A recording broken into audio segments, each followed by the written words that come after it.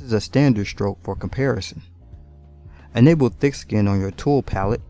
Now when you stroke your model, it will look something like this. Setting the thickness slider sets a virtual cage on your mesh. This creates a natural clipping effect depending on your brush size and Z intensity. Depending on your brush you choose, its size and Z intensity will affect how fast your brush will begin to clip. The following brushes work well with ThickSkin enabled.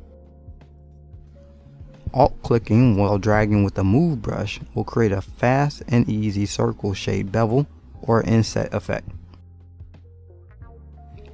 Sculpting with the Inflate brush with ThickSkin enabled offers a nice gradual effect. IMM brushes like Chisel Shapes works well with ThickSkin enabled. With the CurveStandard brush, hold shift and click and drag on the curve to extrude your stroke. To move in the opposite direction, switch your brush to Z sub and do the same to inset your stroke. ThickSkin enabled on your Scribe brush turns your brush into a sort of tapered bevel brush.